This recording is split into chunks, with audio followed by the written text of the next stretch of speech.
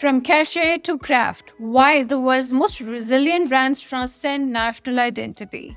A decade ago, American brands were the aspirational benchmark in China. Nike represented athleticism, Starbucks represented sophistication, and Guess represented, well, a kind of confident sensuality. Today, Nike's China's revenue is down 20%, Guess just closed every single store in the country, and Starbucks sold majority stake to local partner after years of brutal competition.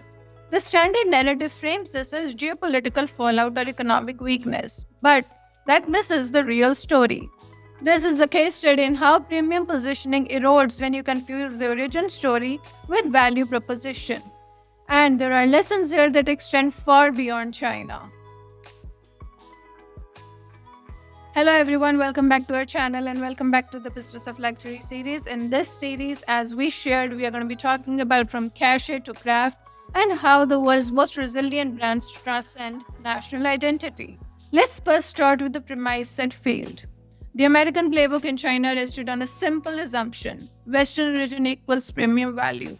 US brands traded on cultural cachet, the idea that wearing Nike or drinking Starbucks signaled cosmopolitan taste and upward mobility. This worked brilliantly in the 2000s and early 2010s, but it was never a sustainable mode. It was borrowed prestige dependent on Chinese consumers viewing American culture as aspirational.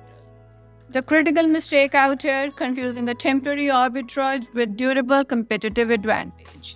The key insight out here being that premium positioning must be anchored in something that the brand controls: craftsmanship, scarcity, innovation, or cultural production. When it's anchored in something that the brand does not control, like another country's perception of your country, you're building on sand. And this takes us to the aesthetic shift, and this is where things get more interesting. Guess built its brand around what can be called American sexy: figure-hugging silhouettes, prominent logos, overt sexuality. This aesthetic resonated in a particular moment. However, the Chinese consumers' preferences have now shifted to what might be called as quiet sophistication: understated design, muted palettes, and minimal branding. This is not about prudishness, it's about cultural self-confidence. When consumers feel secure in their own identity, they are less interested in broadcasting status through foreign logos. They want products that reflect their own aesthetic sensibilities and not a borrowed vocabulary. And here we would like to stress that the parallel to luxury is striking. European houses like Hermes and Bruno Cucinelli have thrived by embodying discretion and timelessness, values that translate across cultures without being tied to a very specific national identity. They sell craft and heritage and not flags. Let's now look at the local innovation gap. Now, the aesthetic shift has coincided with something much more fundamental. Local brands have started out-innovating their American competitors. In sportswear, you had Anta investing heavily in performance technology and design talent. Li-Ning recruited designers from European fashion houses and created runway collections that generated genuine buzz. Similarly, the American automakers watched their market share collapse from over 10% to 5% as BYD and Xiaomi delivered electric vehicles with superior technology at competitive prices. This also matters for the luxury analysis because it demonstrates how quickly category leadership can shift when premium positioning isn't backed by product substance. Nike did help create the Chinese exercise culture, a remarkable achievement, but cultural creation without continuous innovation is just brand equity waiting to be harvested by more nimble competitors. Next, let's also look at the European contrast out here. The European luxury has not been immune to Chinese economic slowdown. Kering is struggling, LVMH has seen deceleration, the property crisis has genuinely constrained middle-class spending power.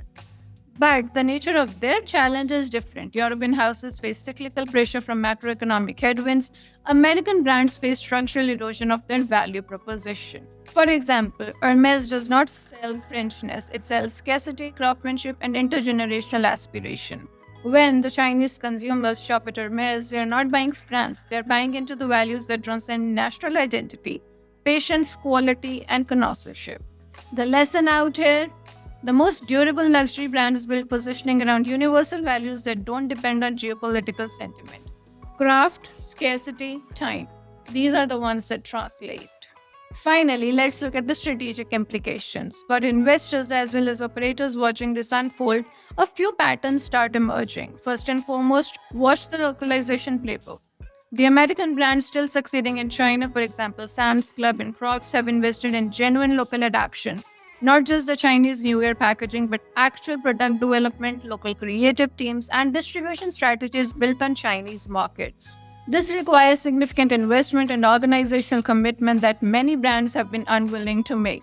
Secondly, track the divestment structures. The pattern of American brands selling majority stake to local partners, for example, Starbucks selling to Boyu Capital, Burger King to Chinese partner, represents a new phase. These are managed retreats, not failures, but they signal that US corporate confidence in operating directly in China has fundamentally shifted. And this creates opportunities for Asia focused private equity and strategic acquirers positioned to take over these operations. Thirdly, question the China growth narrative. For years, the investor presentations from American consumer companies featured China prominently in their growth slide. S&P 500 companies have already seen China revenue drop from 7.5% of total revenue to 7.1%, and the direction is clear. Analysts as well as the investors need to stress test growth assumptions that depend on Chinese market expansion. In closure, what we can say is that what's happening to American brands in China is not a story about geopolitics. It is a masterclass in what separates brands that endure from the brands that ride temporary waves. The brands that thrive across the cultural shifts and geopolitical tensions are the ones that own their own value proposition outright. Through craft, through innovation, through scarcity, through cultural production that transcends national boundaries. Cachet is borrowed, craft is owned, and the market is increasingly telling us which one it values. That's all that we have for you in this episode. And if you found this analysis useful, subscribe for more Business of Luxury episodes wherein we explore the strategies behind the world's most valuable brands. That's all in this episode. Stay tuned in for our next one.